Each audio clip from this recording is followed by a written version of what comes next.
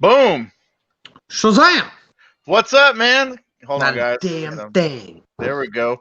Just living Guys, the welcome dream. back to Combat Insiders Live here.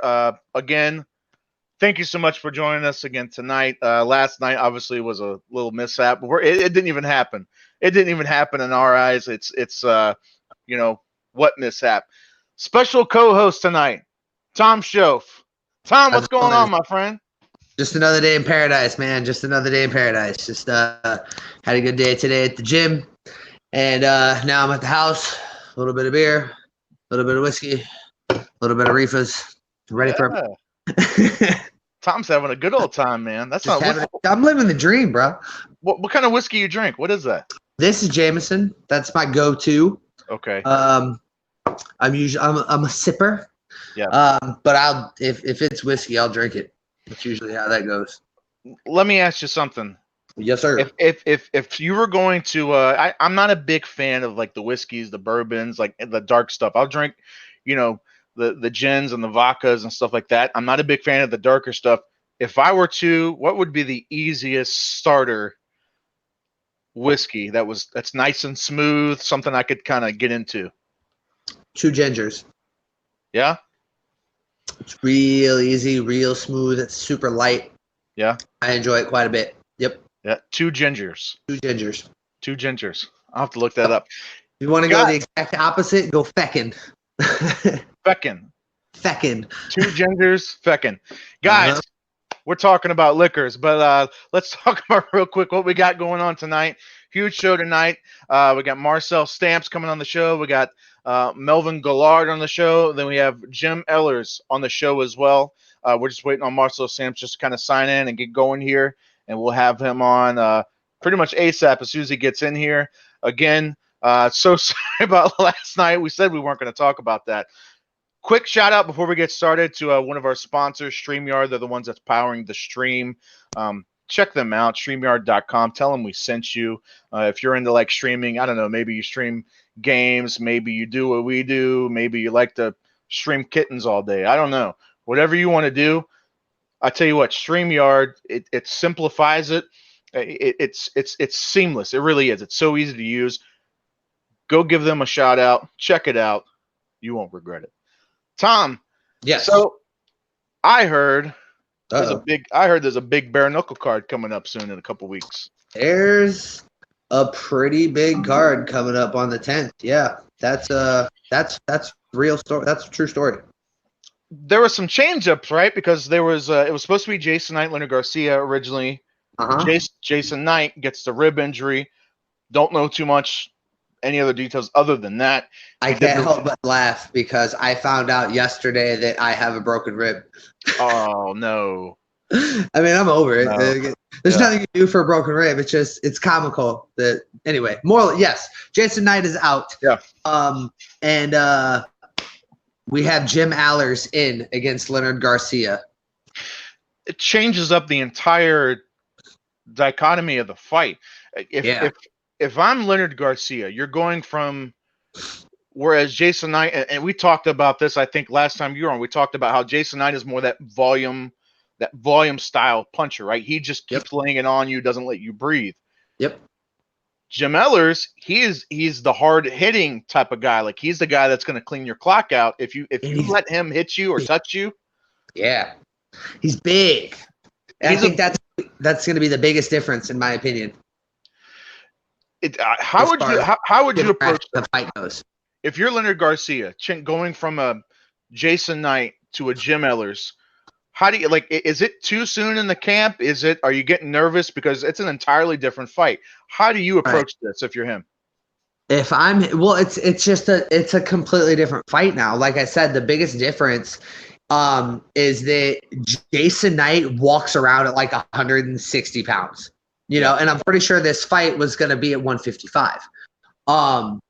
Jim Alers obviously cuts to 55. Like he is a big guy. I just watched his fight against Elvin Brito from BKFC 6, and he looks like he's in a completely different weight class compared to compared to Brito. You know, he's a big 55er. So I would say going into this fight, if I were Garcia, I found out about roughly 4 weeks out. Yeah. It's a completely different fight now. Like now I have to train like I was training for Jason. You know, he was, in my opinion, Leonard was going to be the bigger guy. He was going to be able to muscle and bully the smaller guy around, and he was going to have to chase him and catch him and kind of smother him and beat him up in order to slow down Jason Knight. But now the roles have reversed. Yeah. Now Leonard Garcia is the smaller fighter, in my opinion. You know, so I would say 4 weeks out, roughly, you have to completely change game plans. Now it's all about footwork, movement, angles, not letting this guy come forward like he did to Brito and just smother him. He walked him down. He really did. Like that fight against Elvin Brito, he walked him down and cleaned his clock in 45 seconds. It was pretty impressive. It really was. Does it play, obviously, because it's a big change to the camp, it's a big change how do you approach it, but in terms of I don't know, maybe confidence is the right word. Like, does it change your confidence level? Because like you said, he was planning on being the bigger guy, and with Jim Eller stepping in, like you said, I don't know. I don't know who's going to be the bigger guy. I mean, I know that Leonard has fought, 165 in the past. He's done that. He did that against Julian Lane. But I don't know, man. Like it's just a big factor. I don't know. Is he going to maybe even if they're not I would say even if physically they're similar in thickness. Yeah. Jim's got height on him. He's got inches on him.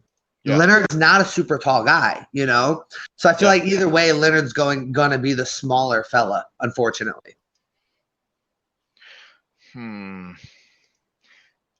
Tricky, man. It's tricky. This is one of those fights that it's such a big curveball, I couldn't pick a winner. I really couldn't pick a winner between Leonard and Jason. The only thing that I thought that was for sure about would probably be it'd probably be a 5-round war, and it would just probably go to decision. Maybe not, but that was my pick for that. I'm like, whoever wins, it's going to go to decision, and it's just going to be a mess, right? That's just how I kind of pictured that, because I was picturing Jason Knight probably being too durable and too tough to be knocked out, Sure. But at the same time, I don't think Leonard, he's going to take some hits, but he's pretty durable too. So I don't know. I thought it was going to be maybe a close decision. With this, I don't know, man. I don't think it gets out of the second round. I think somebody's going to sleep. Yeah, this is yes. I mean, obviously you could say this about any fight. This can go one of two ways. Yeah. But sure. Yeah, this truly is one of those fights that it's like if somebody doesn't get knocked out in the first, I would say by minute 1 of round 2, the last 2.5 rounds are going to be exhausting to watch because they're just going to be exhausted. Like this seems to me like two guys that are going to come out and murder each other until they have nothing left in their tank. And if the murder doesn't happen, you're going to see two guys hanging on each other. You know what I mean? Like I feel like they're going to put everything into it. And if somebody doesn't go down, it might be ugly to watch. Another big change, co-main event. Your boy Arnold Adams is now facing the Vanilla Gorilla, Chase Sherman. Yeah, that's interesting too, right? That's an interesting fight, and it's a slightly different fight than Alejandro. Slightly different fight. I don't know, man. I don't know this is an interesting fight. What's your take on it? Man. Well, let's start first with the Alejandro fight. Alejandro was like 9 feet tall. The guy was huge. Yeah. So to fight somebody who's really tall and a traditional boxer, versus somebody who's now roughly your height or a couple inches shorter and has an MMA background, I think the biggest difference between opponents is experience. Truly. You can call me biased. You can call me whatever you want. I am in AJ I am in AJ's corner. I am Arnold Adams' team 100%. Right. The Vanilla Gorilla is gonna get beat the fuck up. That's how I see that happening. How do you think? And this is. How do you think the fight? Did you see the Chase Sherman fight against Sam Shoemaker? Schumacher. Yeah. What did you think about that? Because it was a lot of people questioned it because it went to a draw. There was I thought it was a legitimate draw. Did you? Okay. I thought it was a legitimate draw for sure. Okay. For sure. I thought it was comical that he went for that kick. It was like, what was it, like halfway through the second or third round? Yeah. Leaving his lead leg out there. Anyway, no, I thought it was a legitimate draw. I thought it was a good fight. I thought Shu's boxing looked fantastic. Yeah. I thought that he looked really clean and he looked really sharp. I also thought the reason he looked like that was because I can't remember the guy, his opponent, whoever that was. The guy that AJ is fighting comes from more of an MMA background. He comes from more of a Thai background, more of a squared stance, wants to flip his punches and then fire kicks, things along those lines. Yeah. So it was really easy for Schumacher to look like, for his boxing to look really clean and really sharp. Regardless of my opinion, I think that his boxing was good, that his boxing was clean. I think it was a legitimate draw because Schumacher spent most of the time backing up. He was trying to counter strike and use his footwork and use his boxing, use his angles, whereas his opponent was pressing forward most of the time. I think that AJ with his reach and with his angles, that you're I can't think of the guy's name. Remind me of his name. The guy who's AJ's fighting. Chase Sherman? Yes, this guy. Sherman. Yeah. I think Chase that Sherman is going to have a lot harder time getting in and making it an actual fight and putting pressure because AJ has such a long reach. You know what I'm saying? I think, and this is boxing. You know, it's not MMA. And we proved that a better boxer or a cleaner boxer can outperform against Sherman. So now you put AJ in there. He's defending his title. 2, he hasn't fought in months. I know for a fact he's literally starving to get in there. Like he's ready to go. So Sherman's gonna have a super tough fight on his hands, and that's the long and the short version of that. Real quick, we just want to shout out World Combat Sports. Shout out to you guys as well. Go check out World Combat Sports. He's got some great content on his channel. We appreciate the shout out to us.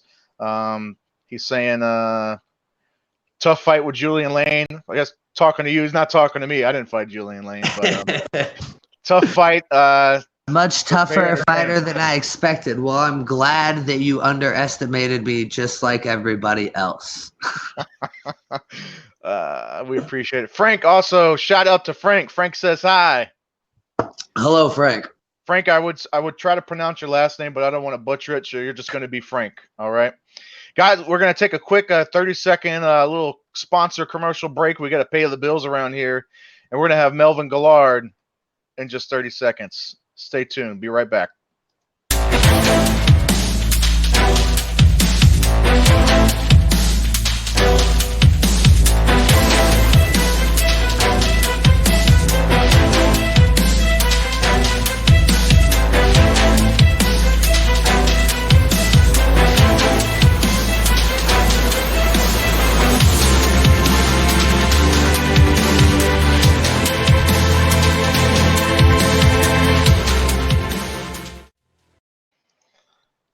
There he is, Mr. Melvin Guillard. What's going on, man? Hey, what's up, man? Hey, we've been telling everybody that we're just gonna pretend like yesterday never even happened, my friend. We're just pretend like it never even happened. Yeah, that's right. I don't know if it was on my end or your end, man, but I was like, fuck it, I quit. Like I just gave up on that shit. Technology sucks. We can agree to that. Technology sucks. We can definitely agree to that. We're here with our world. Yeah, man. Co-host Tom Shove. We got Melvin Guillard. Melvin, we were kind of talking yesterday, man. You were talking about the main differences between MMA and bare knuckle, And I guess maybe kind of elaborate more on that for the people who couldn't catch it yesterday. I mean, like I said yesterday, man, it's fighting. You know what I mean? MMA is fighting. Bare knuckle is fighting. It's not boxing. It's not wrestling. You know what I mean? You go in there and you fight. You know, that's the two distinctive, identical things to me about MMA and bare knuckle. I think they go hand in hand. You know, one, you using your hands, and the other, with MMA, you can use elbow strikes, knee strikes, use submissions, takedowns.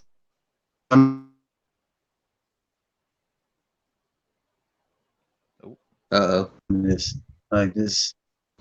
Yeah, you guys there? There we go. Keep going. Keep going. Hey, weird, bro.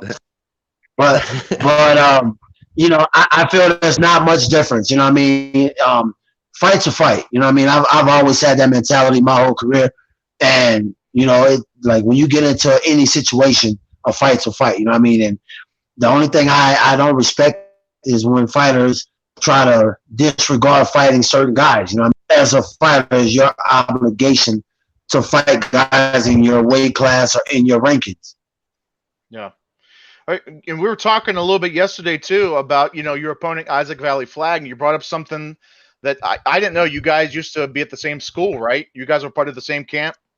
Yeah, we trained at Jackson's together for about 7 years. We were roommates. I mean, I lived at his house. I mean, he's a close friend. You know what I mean? He'll be friend number 7 on my roster that I'll fight. You know, and a lot of people look at that as crazy, but you know, in the sport that we're in, it's not like football or basketball. You know, think about it like this too. When you look at basketball or football, guys play against their friends, relatives all the time. You know what I mean? In the fight game, we're fighters. That's what we do. That's what we get paid to do. It's nothing personal. It's business. You know what I mean? If the opportunity comes for me to have to fight a friend, then so be it for me to move to the next level or wherever I need to be. Sometimes that's just how the cards are dealt. You know what I mean? So, I mean, I have no shame in it. I mean, afterwards, we're still friends. I mean, I fought Nate Diaz. We were good friends. We're still good friends. Fought Donald Cerrone, one of my best friends. We're born same year, a day apart. You know what I mean? Like, you know, I get to enjoy these things. And when I'm older and I'm done and I'm retired, I can go back to all these friends and we can laugh at it and have a cigar and joke about fights that we fought each other. You know, not many people can say that. I mean, Muhammad Ali fought Joe Frazier, and him and Joe Frazier were good friends. Does that have an effect on you, like going in there and having a fight? I personally, I've had almost 20 professional fights, but I've never fought a friend of mine. We always wound up becoming friends after the fight. Does that that affect you going into the fight? No. I mean, the one and only fight that ever affected me in was, to be honest, was the Cerrone fight. I had him on the ropes. I was 2 seconds from knocking him out, a TKO on him, and I hesitated. You know what I mean? That was the one life lesson I've learned. That was the one time I had to learn a hard lesson about hesitation because, you know, I saw his eyes rolling back. I got him on the ropes. I'm about to knock him out at the Pepsi Center here in Denver in his hometown. And honestly, I can't explain what came over me. I just paused. And in that split second I paused, Cerrone threw a head kick, hit me on top of the head, and TKO'd me instead. So I don't feel bad, per se. I don't feel any less of myself for what happened. After that, I told myself I would never let that happen to me again. So no matter what, you know, I'm the type of fighter, when I smell blood, I'm like a shark in the water, I attack. And that was the one time in my whole career that I didn't attack a guy when I had him dead to right. And that won't happen again, you know. So, you know, there's something when you have feelings for somebody and you care for them, you know, it matters to you if you hurt them or you don't want to hurt them. Well, I can't think like that anymore. You know what I mean? We gotta go through it to get to it. So if that means putting them in the hospital and having to go see him later in the hospital, then so be it. For sure. If I could follow up to that question, man, you know, especially in terms of like preparation too, because, you know, you trained with the guy, you shared blood, sweat, and tears with him in the gym, and here you are, you know, you're getting ready to fight him. and like you said, you've done it several times already. But in terms of like preparation, what do you do? Because he knows your shortcomings. He knows your strengths. That's what made it tricky too as well. Fighting Cowboy particularly because me, him, and Leonard Garcia were main sparring partners when I was at Jackson. Those were my two guys, and they were two of the toughest guys I've ever trained with in the gym. And Cowboy and Leonard, they don't give an inch. You know what I mean? And Cowboy, honestly, I give a lot of credit to him for making my career better, for making me a better fighter. Because Cowboy, he always had the edge on me in the gym, man. I mean, I've had a lot of bad days with him, like where I just get frustrated and I just want to leave and I'm ready to get the hell out the gym because he always had my number, bro. Like, so to be honest, when I stunned him in the fight, I was shocked that I did, to be honest. Like, a lot of people would never admit that because I mean, hands down, I always felt Cowboy was the better fighter than me. And I mean, that's speaking volumes based off my career and the fighter that I am.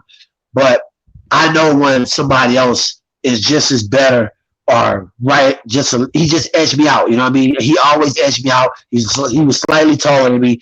I felt he put his kickboxing together a lot better than I did. So I got to learn from him and Carlos Condit, to be honest. And then as far as his submission game, I mean, his submission game was what overtopped mine like 3 times. I mean, I was more in survival mode. So in that fight, I didn't want to end up on the ground with him. So when I heard him, I surprised myself, to be honest. I couldn't believe I heard Cowboy. 100, 200 sparring sessions. I've never made him take a knee. I've never made him say, hey, I'm done for the day. We got the best out of each other. And when I fought him here in Denver, I knew he had everything going for him because he was from Denver. It's his hometown. And I'm coming into hostile territory. I had just won a fight 2 weeks before that. I fought Cowboy in the last minute fight, but Dana called me while I was on the golf course in Florida. So I ended up fighting Cowboy because 4 other people backed out. So I stepped up to fight Cowboy when nobody else would, be honest. And to be honest, I like I said, I was shocked I heard him. When I heard him, I hesitated. And when I hesitated, he took advantage of it. And that's what a seasoned veteran fighter would do. You know what I mean? I wish it would have been the other way around, but unfortunately, I was a victim of that. So that just left a bad taste in my mouth, you know, along with these past couple of years not training up to my potential, you know, letting guys beat me that shouldn't beat me. I'm tired of losing, man. You know what I mean? And I've been in this career for 20 years, man, and I have over 200 fights at this point. You know what I mean? And for a while, for a couple of years, it got a little boring to me, and I should have retired, but then I'd have been like most fighters. I retire, come right back. You know, I miss it. I miss this shit every day. You know what I mean? I just spent the past 13 months in a jail cell, and it was miserable. You know what I mean? And it really made me realize what I took for granted all these years. You know, I'm never going to take my blessing for granted again. You know, me being a fighter is my calling. You know what I mean? I've been doing this since I was 14, but, you know, I'm proud of my accomplishments, but I feel there's a lot more accomplishments out there for me. In terms of, you know, I've said this before to a lot of people in terms of the marketability difference between MMA and bare knuckle, you know, and Tom and I have discussed this too, whereas MMA is so saturated, you know, it's such a huge pond. There's so many fighters, there's so many companies, there's so many championships, there's a gazillion belts, right? Whereas bare knuckle now is it's a smaller pond, and it allows, you know, people like yourself and, you know, some of the younger guys to really jump into the smaller pond and really make a big stamp on it, you know? Well, I mean, what attracts you? Obviously, I know you're talking about from the training aspect, but in terms of, you know, that aspect of like marketability and, you know, becoming that, you know, what you want to become in MMA versus bare knuckle, what attracts you to bare knuckle? Uh-oh. We lost him midway. You know, he's had a handful of bare knuckle matches too. Like, he's got a lot of bare knuckle experience. I'd really like to see how he feels about being over in Europe for as long as he was. Yeah. And then the transition over here, what that draw was like. Yeah, he did. He's been BKB for a few years. Guys, we're just working out some technical difficulties here. Once again, hey, it happens. What can you do, man? Wi-Fi's a motherfucker. Wi-Fi is a motherfucker, man. You know what? It's amazing going back into his portfolio, if you will, of fights. Like you said, Yeah. that man, he has been fighting for a long time. He's got a lot of Absolutely. fights under his belt. I've got written down here 60 plus fights, but that's only what's I could find on the internet. I'm sure there's plenty of non-sanctioned fights and things that just weren't recorded, so on and so forth. But yeah, he's been. To say that he's a veteran would be putting his experience lightly. It'd be an understatement. Yeah, Yeah, absolutely. Absolutely. Bottom Welcome. line being understatement. Welcome back, man. Go ahead, Tom. Oh, I was Yeah, just. so I mean, Go ahead, brother. Go ahead. This is all you. nah, you guys go ahead, man. You guys are asking the questions here, man. I'm cool. So you had 4 fights in Europe. All right. Obviously, you have an extensive MMA background. And then you went over to Europe and you fought for BKB for a little bit. What was the transition like for you, and how has the transition to, we'll call it the American version, been over the last couple of weeks? Well, I haven't had the blessings of fighting here in America yet for BKB, other than everything I've done underground. And that's been over 10 years. I mean, I've been doing underground bare knuckle for a little over 10 years, mostly down in South Florida. I mean, like I tell everybody, it's not that big of a difference for transition. I mean, when you're a fighter, when you're a striker, it would position for, let's say, an MMA fighter that's only a wrestler, or MMA fighter that's only a jiu-jitsu fighter. Mm-hmm. It would be impossible for a guy like that. But when you're a guy that's built your career off of striking, I mean, I was a wrestler, all state. I'm a black belt in judo. I have those accomplishments. I was actually a wrestler before I was a striker, but I did all so close together when I was so young. So my striking overshadowed my wrestling. A lot of people don't even know that I'm a state champion wrestler or a black belt in judo because my striking level. Yeah. No, I understand that completely. I'm more so wondering about like the promotional aspect. Say that again? I said I was more so wondering about the promotional aspect. What it was like what Josh was touching on about being a big fish in a big pond and now moving over to a bare knuckle organization where it's a much smaller promotion, so you have a much better opportunity at being a large fish. Well, I mean, it's no different. It's no different. It's no different than when I was inducted into the UFC in 2005, right after Ultimate Fighter Season 2. I mean, the UFC was just getting world publicity. You know what I mean? Like, back then, it was still just a man's sport. We were on Spike TV. It wasn't really catered to women yet. Even before the women fighters started, I remember walking into arenas like UFC 67 I fought on, being predominantly men instead of women. And then, like, I'm going to say probably 3-4 years in after that, I started seeing a lot, and I know this because I've signed a lot in my day of fighting in the UFC. I mean, it blew up overnight. It literally blew in.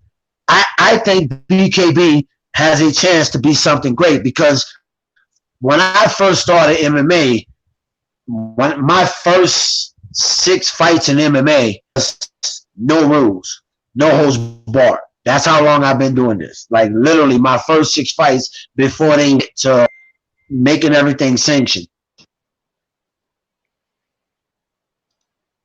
I think we lost him again.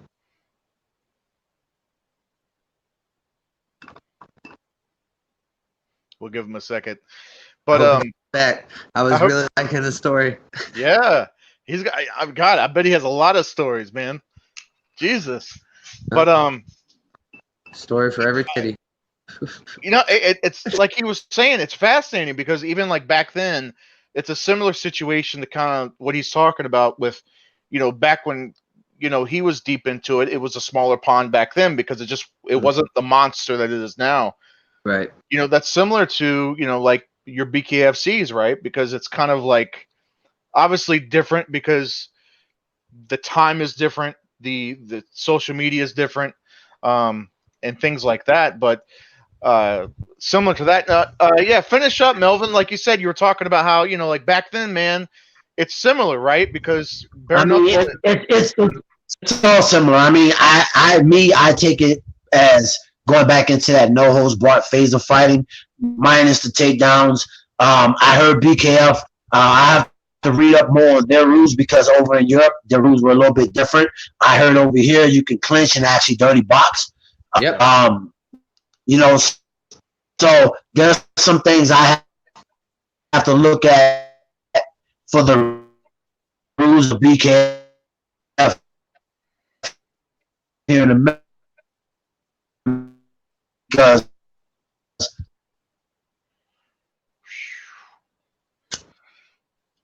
there I go. Made it. Popping up. He's back. There we go. All right. So over there, the rules are a little bit different. Yep. So honestly, I like the rules with BKF as far from what I'm hearing. I'm enjoying the rules a little bit better. I mean, I like the rules a little bit. I like the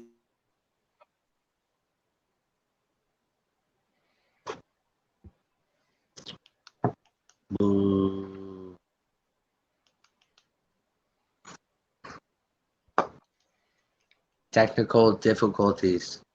Hold on, guys. We're just trying to. Well, I guess Tom. Well, Yeah. I tell you what. Why don't you speak on that, man? Because obviously, here we are, bare knuckle superstar over here.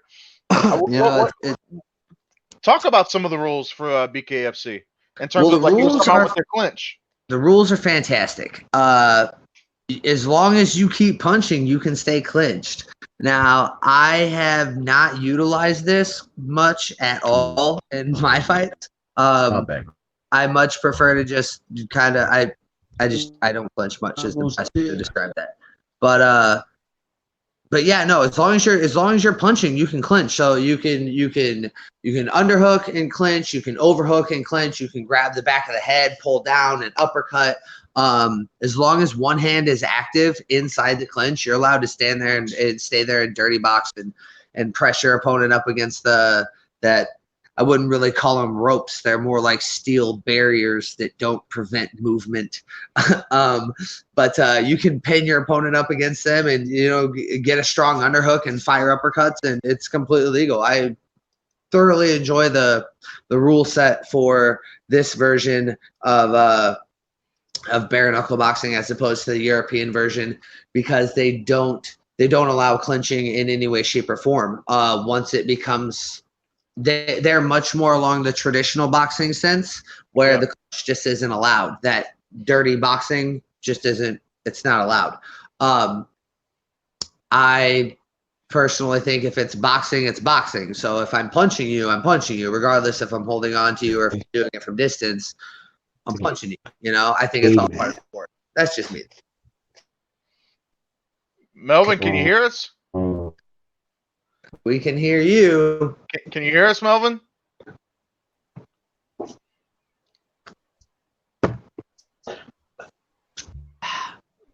Legs are going nuts. Can you hear us, Melvin?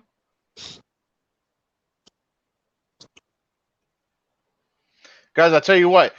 Give us, we'll take a quick little 30-second break. We'll give a chance for Melvin to kind of catch up, and we'll be right back. 30 seconds.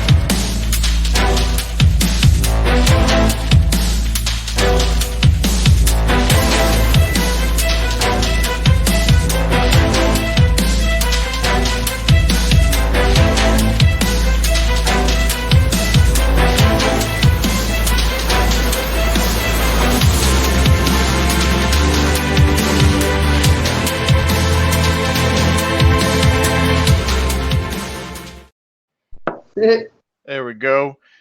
Melvin, are you with us? Negative, Ghost Rider.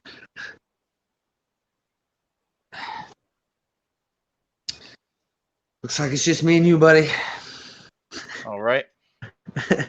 If it's Hopefully. any consolation, I've got perfect Wi-Fi connection right now, so you don't have to worry about this at all. Okay, there we go. What? It looks like he's trying to come back on. Come back on, man. We'll Let's give him hang a out for a little bit. I'm curious as to how he feels about. There he is, Mr. Guillard. Hey man, let me find out you guys keep cutting me off. I swear to God, it's So you. It's you. It's not me, man.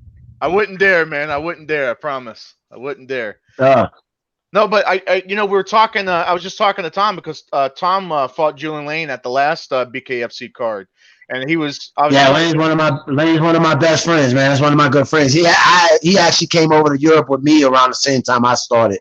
Okay, okay. He was talking about like the clinching rule, talking about the half clinch. Tom, I don't want to explain it. You explain it a lot better than me, man. Well, the best way to describe it, as long as you got one hand punching, you're allowed to clinch, and they don't allow that in Europe, as far as I know. There's no clinching allowed at all. It's much more along the lines of traditional boxing. Here for BKFC, as long as you can get your underhook and clinch, you can get your open clinch, you can grab the back of the head, fire the uppercuts, you can do all the dirty boxing. It's totally allowed. It's completely kosher and 100% available as an option for here in the United States. 100%, man. Melvin, I guess let's cut to this. So what was the decision, I guess, to take the fight specifically against Isaac? Like, was there anybody else they offered you, or?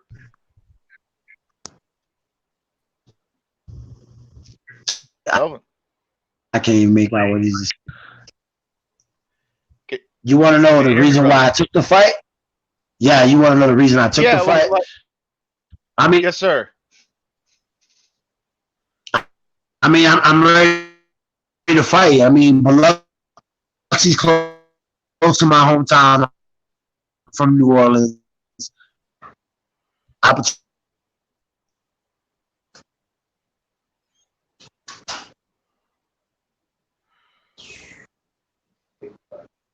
Brother keeps breaking off, man.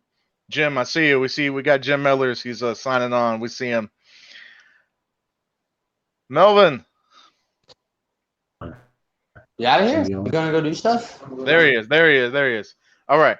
No, yeah. We were talking about what, like, specifically against Isaac, because, like I said, we know, like, he was your former roommate, right? And you camped with him. What was was there anybody else that you could have fought, or was he the only option? I don't think.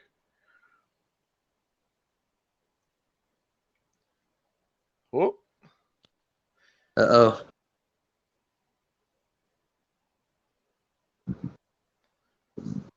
I think he's got Sprint. Hold on. I see Jim is laughing. Jim is laughing. I see him. I see you, Jim. Melvin.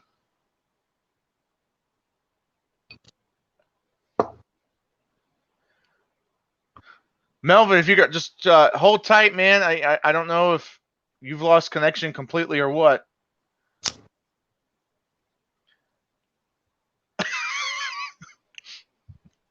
This is awkward.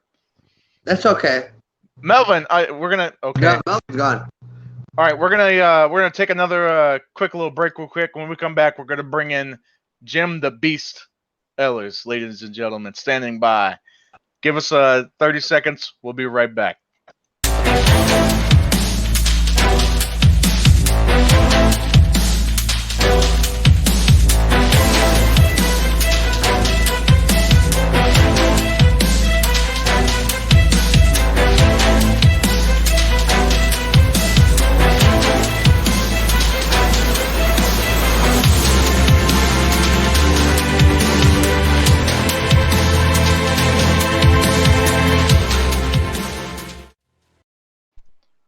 Boom! There he is, Jim the Beast Alers. What's going on, man? Not too much, man. Just eating dinner at 10:13 at night. Hey, you gotta do what you gotta do, right? Yeah. Hey, so we heard a big announcement coming your way, man. a big announcement of the main event caliber. Talk about that. Talk about when did you find out? When did you find out about this big change? Man, maybe two weeks ago. Not too much time. Yeah. I know Jason. I actually got to hang out with him a little bit at the last fight in Tampa, and he was telling me his rib was hurting and everything. So I know they announced his fight, but I wasn't sure if he was still hurting or not. But they contacted me and they're like, "Hey, what do you think about you doing it?" And I'm like, "Of course, man. Yeah. I didn't want to turn down that opportunity, especially after how well the first one went." It's interesting because here we were. You were with me and Shorty Torres. We were doing the commentary during the main event of the last one, and here you are about to go into the main event of this one. I mean, especially Leonard Garcia. Obviously, he's a veteran, but that's a tall task, man. It's a tough guy. He's a hard hitter. Was there any hesitation? You were just like, nope, boom, sign my name. I'm in. He's actually someone I've always wanted to fight in the UFC or whatnot throughout the time. I always saw his style, and I'm like, man, he's just like wild, for the most part. He's wild. He's tough. Yeah. But I think my style of that constant pressure is going to be great for his style of just swinging punches. And I mean, wasn't very impressed with his last performance, to be honest too. So yeah, I didn't really hesitate at all. Good. We were actually talking just before you came on about with your forward pressure and his heavy hands, this seems like a fight that doesn't make sense if it's not over within the first 2 rounds. What's your take on that? How do you feel about it? Like, do you see the same thing we see, or do you have a different game plan in mind for how this is going to play out? No, I'm hoping it goes by pretty fast also. So, yeah, I don't think – you can go in there 2 ways, man. You can go in there and try to play the safe game and pick him apart and maybe tire him out or whatnot. But that's not fun, really. So I want to go in there and do my thing. Hopefully I get a repeat of last time. It's interesting. It's an interesting fight. Again, we were just talking about it before. It's just the dichotomy of it is completely changed. If I'm Leonard Garcia and his camp, they just went from, whereas Jason Knight is a volume puncher to now you're right, like a knockout artist. And I wanted to touch on that. You have 14 wins in your MMA career and only 2 knockouts. Yeah. You come in against Elvin Brito, who you submitted in the 3rd round with a triangle choke, and knock him out in 45 seconds. Where did this new Jim Alers come from? Who is this guy?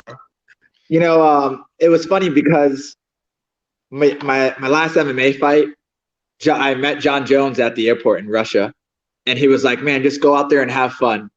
And I remember after the fight, I lost, and I was like, "Man, I didn't have fun. I didn't go out there and do things I want to do, and whatnot."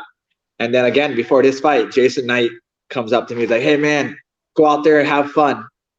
And it didn't have that same pressure that MMA had. MMA, I was always like, my record. I need to do what I do best. Go in there, take him down, submit him, And I've always had heavy hands. If you watch back a lot of my fights, I've dropped a lot of the people I've fought, but I always followed up with either ground and pound or submission. So I went in there with just the idea, like, man, I need to knock this guy out. I'm not going to be able to take him down. I'm not going to be able to submit him. So I'm gonna show the power that I have, the power that I've been hiding this whole time. So I just felt more comfortable in there, not have to worry about taking him down or getting taken down or getting kicked or whatnot. I want to carry that into another question. You looked dramatically larger than Elvin. Is 55 a difficult cut for you? No, not at all, man. Okay. So when I used to fight at 145, I was walking around 185 or so. I used to cut about 40 pounds. It was hard. And now I have my gym. I teach and train every single day. I walk around at 165 at the most part. I have a jiu-jitsu thing I'm doing tomorrow, and I'm eating, just chilling. Very good. Okay. All right. Very cool. Very cool. How old are you, man? I'm 32 now, man. I'm getting up there. Well, I mean, you know what though? 32. I mean, that's a good age for people kind of coming into their prime, because, like you said, yeah, I'm getting my man strength. Yeah, you're getting the man strength. There you go. Yeah. With coming into bare knuckle, like what were the expectations coming into bare knuckle, originally? And like you said, here you are now. You're in the main event, buddy. You're in the main event of a big pay-per-view, a growing company against a hardened veteran like Leonard Garcia. Like, what are your thoughts, I guess, mentally? Yeah, so originally, like, I was just like, man, like, this was a big card. So when they asked me to do it, I was like, ugh. And then when I realized like how much media it was getting and everything, I'm like, man, this could be. People were probably saying these same things about the UFC when it was first happening. You're crazy. I had so many people tell me, you're crazy. Why are you doing this? Blah, blah, blah, blah, blah, blah. And I was like, this could be the next UFC, and I could be a pioneer from it. So I'm like, why not?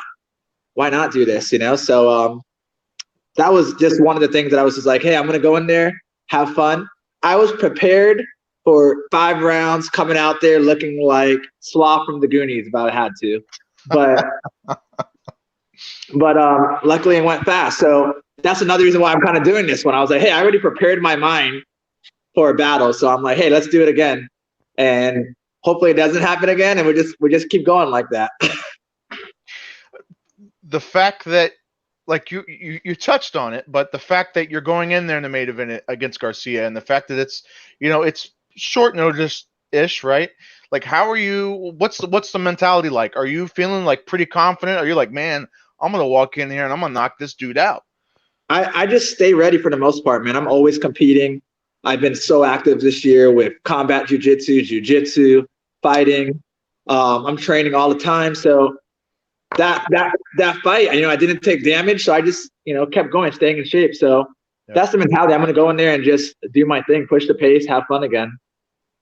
Do you feel any pressure going into this fight after making your debut and getting knockout of the night in your first in your debut on a card as big as Malignaggi versus Lobov?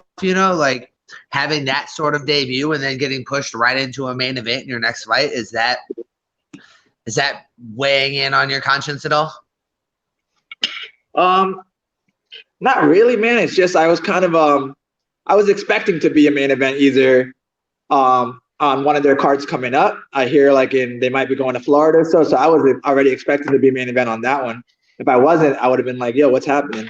But no, not really, man. It's another day in the office. I'm gonna go in there, have fun, and then get paid, man. Damn right. That's it, brother. Is this something? So is bare knuckle for the foreseeable future? Is that going to be a focus, in your training, or are you still kind of dabble MMA and everything else? I haven't fought MMA in like 8 months. I train. I have students that I'm training for fights, and I'm going up to Tallahassee tomorrow for combat night, and then we have another one the weekend after that down here. So I'm always training with them. But I wouldn't say bare knuckle is like a long-term sport for me. But we just got to see how it goes. I take it one fight at a time, man. One fight at a time. Well, I was going to follow. I know what you just said, but let's just say, and I'm just saying it's a possibility. Leonard could come and knock you out. You could come and knock out Leonard. But let's just say you start Leonard Garcia. Here you are, quick knockout again, main event of the pay-per-view, and you keep now your main event. Is this for his title? Yeah, is it for his? No, that was at 65, wasn't it? This is That was at 55. 65. Yeah, that's right. Yeah, he was All at right, 65. This okay. one's at 55. That's right. That's right. Okay. No, So, yeah, but my bad. I mean, like I said, one fight at a time, man. I would love that. I'll be 2-0 after this fight at 155, and there's a few big names in this weight class. So I'd love to maybe go out there and do the same thing to Artem one day. So we'll see. If not to I'm not trying to stir up anything, man. Just I'm not trying to stir it up. Here it comes. Let's hear it. No. I can't wait. I just kind of feel like I know where you're going. I don't know why, but let's see. Look, but seriously, if stirring the pot, you guys are killing me. If Leonard was right here, man, if you're looking at Leonard and I'm Leonard Garcia, obviously you got a lot of respect for him. Like you said, you've been looking forward to fighting him for a long time. Hardened veteran. The guy's fought the who's who, right, of UFC, and there's so much lineage behind him. Like, what would you say, man? Like, if I'm Leonard Garcia, what are your words to me right now? Jim? If he's just holding his smile, that is the best timing ever. He's got to be frozen. That's hilarious. Oh, man. Oh, no. No. That's tough. That's tough. That's tough, man. I'm curious, man, because like what do you do, man? Because these guys that go up, let's just say, you grew up watching MMA or boxing or whatever, and then you end up fighting one of these guys that I don't know if idolize is the right word. See, there you go, right? I did that, dude. You did that. I literally had that conversation with my brother about. Yeah, what's up? There he is. There he is. Back. No, but I don't know how much of that you missed, but I missed everything. Okay. You were gonna tell me something, and then and you never heard it, and you never I heard never it. heard it. So, obviously, a lot of respect for Leonard Garcia, right? He's a guy that you probably kind of grew up watching, hardened veteran. He's fought the who's who, right, in UFC. He's been there. He's done it. He's chewed it up. He's spit it out, right? He had the bare knuckle fight against Leonard Garcia, knocked him out in the second round, right? So, I mean, what do you say to that, man? Like, if I'm Leonard Garcia and let's just pretend I'm not here, Leonard's in my place. Like, what do you say to him, man? Are you like, is it more of this just like high respect kind of angle you're taking, or is it like, hey, bro, I respect you, but I'm gonna knock you the F out? No, yeah, man. It's I wouldn't have said I looked up to this guy really too much. It was one of those guys that I'm like, man, especially when he went, I think he went like 5 in a row losing at in the UFC. And for me, like I'm like, man, I got cut from the UFC after a fight of the night, split decision, and this guy's losing 5 in a row. I'm like, he's taking up my spot. So no, man, same thing. Right now, he's in my spot. He's getting limelight that's supposed to be for me right now. So I respect him, but not to the point that I'm like, oh no, it's Leonard Garcia. Well said, sir. Well said. I like it. Jim, I guess, man, what are your any shout outs or anything you want to give a quick shout out to, maybe sponsors or anything like that? Your school, Yeah, you want to shout out your school? Yeah, man, my school, Alers Martial Arts. I don't know if you can see. We're located in West Pembroke Pines. Man, my sponsors, I have, help me out here. Who are my sponsors? Talking to my wife. No, but of course, man, like I mentioned Combat Night, man. Combat Night has helped me out with so many things. The Jocelyn Mann Foundation, if you guys don't know what that is, it's a charity that helps out upcoming fighters. All they have to do really is submit just like an application talking about just how they can benefit from their foundation. So the Jocelyn Mann Foundation, amazing foundation. Healthy One, they give me my supplements, Markers Insurance, and who else do I have? I have another one, but it's popping You're up. on the spot. Under pressure, homie. Under pressure, it's all right. Oh, now he's frozen. He's Well, gone. that's all right. Well, look, guys. Jim, we're gonna let him go anyway, but hopefully Bye, Jim. he's Peace. Jim. It was an absolute pleasure to have you on the show, sir. Thanks for making so much time for us. Sorry about the mix-up yesterday, but we're just gonna take you off that. Yeah, some weird connection issues, right? So, like, are you having connection issues with this? Like, you're golden, right? Yeah, I've been here the whole time. Interesting. No problem. Hey, this is interesting. Interesting. Yeah. Hold on. Maybe it was just meant to be for me tonight. Maybe I was just meant to be the star of the show. Hey, quick shout out to a couple more of our sponsors, and Still Nutrition. Go check it out. His phone was overheating, so it's okay. No worry. Jim says his phone is overheating. That's what it was. So it's not on me, guys. It's not my fault. Okay, it wasn't my fault. His phone overheated. Okay. It's not StreamYard's fault either. StreamYard's been great. It's not StreamYard's fault. Guys, want to shout out to and Still Nutrition, awesome sports supplement company. We got the Peck Vape Shop too, so check them out. Go to their websites, andstillnutrition.com, and I believe it's I believe for Peck Vape Shop it is peckvapeshop.com. Just go check them out for the highest quality e-liquids around. Go check out Peck Vape Shop. It looks like we got Marcel Stamps kind of waiting on standby here. Let's check it out. Let's see what's going on. Mr. Stamps, are you with us? What's up, man? All right, we can hear you. I can't see you, but I can hear you. I guess that's better than that's definitely better than anything. Do you see the set? There should be a setting for your camera. Do you see that? Nah, it just says that you're in the show. Everyone can hear you, can see and hear you. I don't know. It's probably just my phone with bad service up here. I'm just getting finished training. At the bottom of your phone, it should say audio, video, flip, and chat. If you hit your video button, it should allow you to turn your camera on.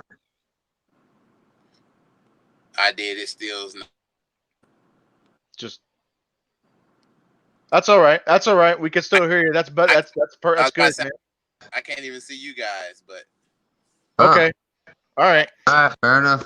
Hey, we'll make it work, man. Well, look, Marcel Stance, brother, are we the rumor was for a little bit you're fighting Rudo Tovar on the 10th, right? Is that correct?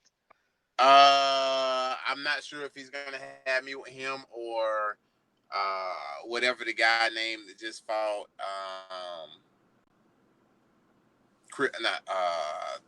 Just one in Tampa. What's his name? Chris Levin. Whichever the guy named is fought Chris Levin. Dakota Cochran. Yeah, they looking at one of the two of those. I don't know which one they contracted yet. It don't really matter, honestly. Interesting. That's a big. That's two different styles of fights, man. Two very different styles of fights. So you're like you don't even care. You're just ready to throw some hands. I'm like different styles for who? Not me. Shit, it's bad. So we going out slinging, so it don't matter what style you got at the end of the day. I like it. So I mean, you don't prefer one over the other. You could care less as long as you're showing up August 10th. That's all you know. That's all you care about. I don't really care, man. Whoever want to be at the end of this power, they can have it. Hey, so we haven't talked to you in a while, man. What have you been up to? I know you just had a fight. You had an MMA fight back in May, right? For Island Fights. Yeah, I had a couple there. A couple wins with Island Fights. Couple more knockouts. Just trying to stay busy, man. Whether it's like bare knuckle MMA, I just love the fight. So, whoever called trying to get me in the fight, trying to add another body bag. Do you prefer one over the other? Like, do you prefer bare knuckle to MMA or? You know what, bare knuckle, I really like it. Just for the simple fact that it's a lot less to have to prepare for. You don't really have to, guys can come out there and try to strike, but at the end of the day, it's going to be the person who won it the most. And with it not having to worry about in-camp takedowns and kicks and and having to wrestle and grapple and all that, it makes it a lot easier for it to be just a straight up stand up. I did a little bit of research. You're gonna have to forgive me because I'm not the most educated on your career, but you used to play football for Alabama. What has the transition been like from football to MMA? And has competing on a high level, or I should say at a high level, just always been like in your blood, so to speak? If you're playing football at a high level, you started fighting right away, you jumped into a Bellator matchup, was like your debut. And then, now you're jumping into BKFC. Is high level competition just something that you strive for, something that you have to have in your life? Oh man, of course, man. Like coming from athletic background, I've always been around 5-star guys, like elite athletes. So that makes me strive for a little bit more and want a little bit more than your normal guy. It also puts more into me where I have this ability to, forget, win, lose, or draw, move on to the next. Like I said, when you're having to compete constantly against like a bunch of 5-star guys that, you never know if, when me playing football, I didn't know, even though I started, I didn't know if my position was guaranteed every day. Every day I had to go out and perform and earn that right to continue to start, because you had other guys that were, young. They bring in or other guys that were a little bit more athletic that was constantly going. So you have to find that edge. So me needing that extra, high level competition is definitely a must. It actually raised my expectation. It makes me work a little bit harder. I'm not saying like the guys that aren't that caliber. They don't make me work too. It's just like the higher the competition, the more I work. I'm one of those looking to upset, man. I don't mind being the underdog. I don't mind being the head guy, but it definitely helps me push to want to do the sports. That's interesting, man. So like that high level mentality that you say, like, it's I guess is that what kind of gives you the, obviously, because you're training hard and you're putting that extra ounce into every training session, but like, is that what kind of gives you, I guess, for lack of a better word, that extra confidence going into fights? Man, I think I get more of the extra confidence because I got a lot of guys, like a lot of these guys has been fighting. They've been doing it like me when I started football. I've been doing football. I was doing football from, 5-year-old up until, I finished when I was 29. Well, some of these guys have done it so long that I think a lot of them have lost that drive forward. With me getting in the sport late into the sport, only being this really like 4 or 5, years, I actually I don't really have a camp. I'm constantly working every day. Like every day, like I don't really stop. I'm always like grinding. I'm always working. I'm always trying to perfect any craft that I have to get better. So I think I get more of my drive from not being in the sport that long and still wanting to learn more. Like I said, a lot of these guys have got complacent and burn out from doing it for so long. Some of these guys been in camp, 10, 15, 20 years, so that's a lot of work on the body, on having to get up and wanting to do it over and over and over. Like me, this is where I get up. I get excited to get up and do this just because it's something new for me. So, and it's something that I haven't done all my life. So I'm constantly learning something new every day that I'm doing it. So it makes me want to do it even more. Definitely. So I gotta jump in here for a sec. So you said you've been asked about Rudo Tovar as well as Dakota Cochran. Yeah. Regardless of opponent, you don't care. What is it that you're bringing to the fight that's going to make the difference? We've already established that you train with 5-star people consistently. Outside of that, you don't have a lot of experience. What is it that you bring that makes up for the fact that these guys have a lot of experience on you? I'm way more athletic. Like, you get out there, a lot of people see me on film, and because I'm so long, I look a lot slower than what I am in person. I'm very athletic. I'm very fast. The thing that a lot of people don't realize too is you can't feel my punch on film. So right. No, I understand that completely. So that makes a big difference. You know, that brings that level of expertise and knows that has been doing it for a long time. You know, you punch a man in the face a couple times, you know, straighten them out. It quickly changes the level of or how long they've been doing it. Definitely. Go ahead, Josh. My bad. No, I was need to take over, man. No, homie, you're good. I was just gonna switch gears. I was gonna say, Marcel, did you happen to catch the Paulie Artem fight? Did you catch it? What are your thoughts on it? I did. That's kind of what I predicted. You know, that's kind of how I thought it would play out. You know, if you know Paulie, you know Paulie already had soft hands. You know, even from boxing, you know, he had some, you know, couple injuries, you know, from boxing from having. So I didn't expect him to last as long as he did. It definitely was a big. It was something that BKFC needed. You know, brought a lot more people, not just from MMA, you know, and the bare knuckle, but you also brought in that boxing aspect of people actually looking at it too. So they have more than just like the MMA and the bare knuckle. Now you got boxing, so you got a lot more guys. You know, a lot more people like looking at it now.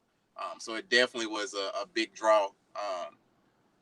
I was hoping, you know, for me personally, I like knockouts, but I didn't expect anything to come out of that but what it was, you know, like Paulie's, you know, he ran his mouth a lot. I didn't expect him to last as long as he did, just because, you know, boxers, yeah, they do box, but you know, they also have that protection on their hands, so it's a lot different getting in there, feeling that flesh and the bones and hitting like that. 100%, man. I think, and I don't want to sound like a broken record because we've talked about it a million times, is I thought that fight, maybe it might not have been the competitive contest that I think everybody wanted, but I think what it did do is, just like you said, it opened up the eyeballs, right, from the boxing world. You know, Artem brought in a lot of eyeballs from the MMA world, and I think that it's turning this, you know, this a really good breeding ground. And like I said, broken record, but it's turned BKFC, and really I think bare knuckle is starting to, in general, the sport in general, it's now a breeding ground to make some huge stars. I think there's a lot of opportunity here because there aren't a lot of people that have really taken that, you know, made that stamp, right? Have made that stamp on bare knuckle. You got some guys that have crossed over, and you know, your Jason Knights and your Artems, and they were already kind of stars in UFC and other sports, and they come in, and you know, there's a lot of name recognition from that, but there's really been nobody yet to really take it by the horns and say, this is, you know, this is my fucking sport. I'm the GOAT. I'm the man. I disagree. That's what AJ, go ahead. Arnold Adams, man. Arnold Adams took over. He made a statement. He came in 3-0, and he wrecked house, and he took care of everybody that stepped in front of him handedly. Point. Go ahead, Marcel. I was about to say, David and I we was just talking about that, something, you know, similar, just because I told him, I'm like, man, you know, between August of last year when I first started this and now, I've had 5 fights. All 5 of them been knockouts. Yeah. You know what I'm saying? I'm a big draw, like I'm not like the biggest name right now, but I was just telling him that, at this point right now, and how my career is going with, all knockouts, every last one of my knockouts from last year to now have been all vicious knockouts. So I'm like, why not build that brand around me? I'm young enough, like I have like, the whole state of Alabama behind me. I understand where he was coming from with trying to pull people and trying to make the name itself big, but now they got themselves established. Now they need to like start actually in that sense too, building a brand for, certain ones that can carry over and help push the BKFC more, like just make their own superstars out of there. Like they've been pulling from all these different sports, like, which I said, I understand trying to get like more people in tune to the sport, but now that they got a lot of eyes on it, like I think it's time now to start building, some of these guys. Even with me, like I said, I'm game for it, and I'm hoping that that's the route that they end up going. Also, I have to agree with you completely on that, man. You got to forgive me because I'm from the Chicagoland area, so I got to use a Chicago sports analogy here. But Chicago sports has a tendency to grab old champions and pull them to their team and think that they're going to make new champions. And I think that that's what BKFC has had to do. They had to pull in old names, or I should say older names, generation or two back, to start spreading limelight and really drawing attention. And now that they have attention, they have focus, I would love to see them start building up the fighters, the quality fighters that are in their roster. I think that there are a handful of them. I think they have a lot of guys that are solid in the roster that are still absolutely relevant. They could build to be fantastic champions. And I would love to see them do that. I would love to see them build the guys in their roster. Me personally, I'm hoping that they build me and try to push me because, my stock is only going up. And if they don't do it, it'd be only a matter of time before, MMA in that aspect, wanting to do the same thing. So I don't want it to be a last minute of like, trying to pull from there. I'm like, man, my stock's only going up. I plan on the trail of body bags everywhere I go. You know what, man? I know you're talking about body bags, but other than take away the body bag part, that's a pretty positive message, right? In the sense of, in your head, in your brain, without a shadow of a doubt, you're going to be like one of the next big guys. It's just a matter of, it's about, I'm about 3 more fights away from that. That kind of mindset, I'll be honest with you, I don't think a lot of people, I think your kind of mindset is one of those mindsets of you either have it or you don't, right? There are people who are hungry. There are people who are not. There are people who are willing to do the things that most aren't, or you're not. Like there are so many things. Sure, you can learn to throw a kick. You can learn to throw a punch. You can learn to take a punch, blah, blah, blah, blah, blah. But that type of, I call it like champion mentality. Because you have to be uncommon amongst uncommon people. We'll go with this. A David Goggins phrase, I should say. Quote. You got to be built for it. That's just like the Kendall fight. I fractured my hand the first round. Nobody even know I fractured my hand the first round. I fractured my hand when I hit. I was actually gonna bring that up. And I finished him with the fractured hand. So you fractured your right hand in the first round and then finished them with it in the third? In the first round, my hand was the size of a fucking tomato when I come to the side. Nobody even know that, but we finished. I still went out within the second round. I went to my coaches and said it's fucked up. I went from there to the side, and he said, "No, you can do about it, but go." Is that why they told you to really settle into your jab going into that third round? Yeah, because I didn't have my right. That makes sense. All right. It's all coming together now, Marcel. Wow.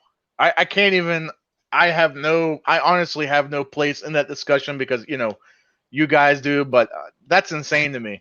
That's insane. I wanted it so bad that I knew his arm come up. I punched through his arm because I knew his arm was coming up to block it.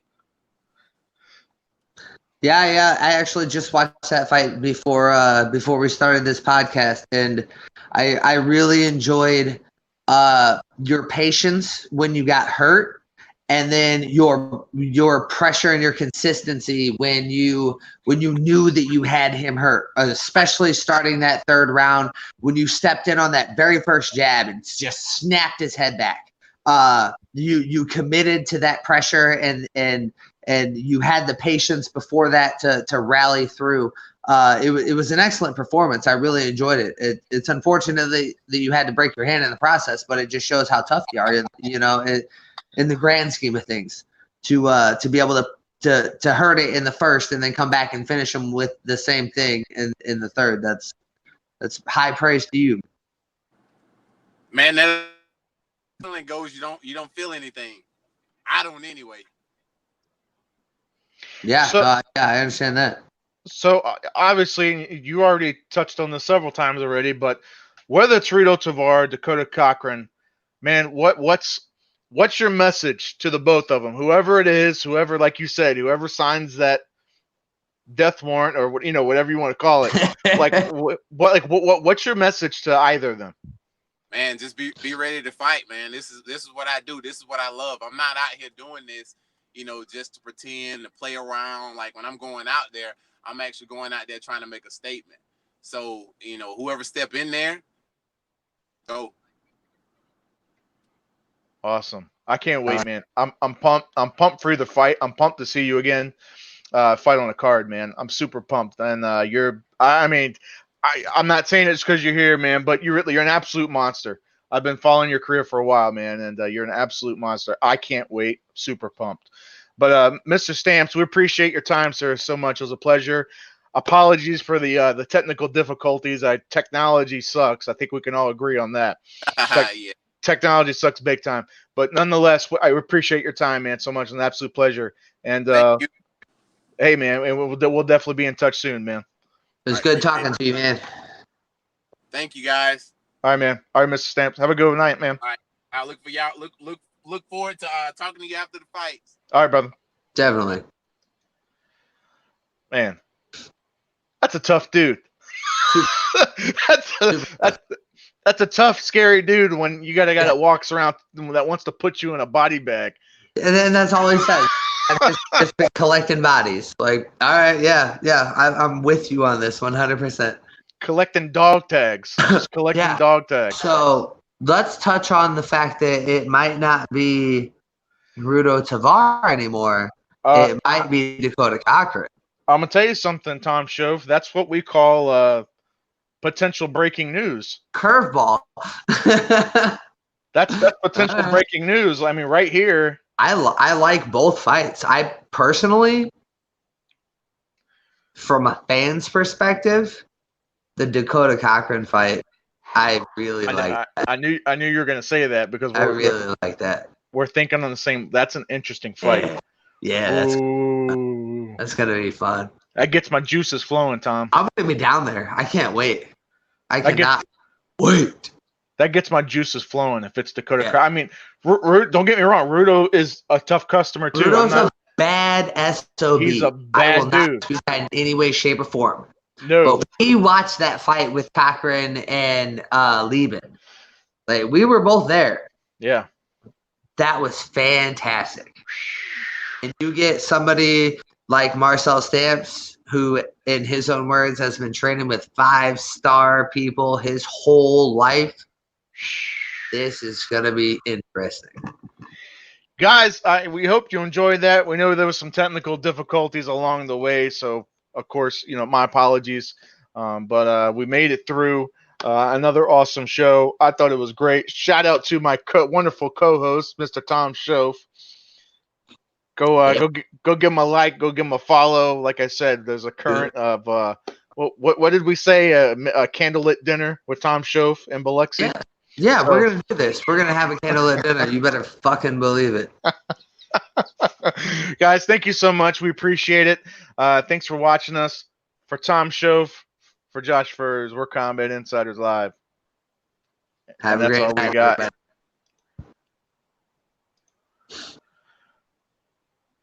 Everybody.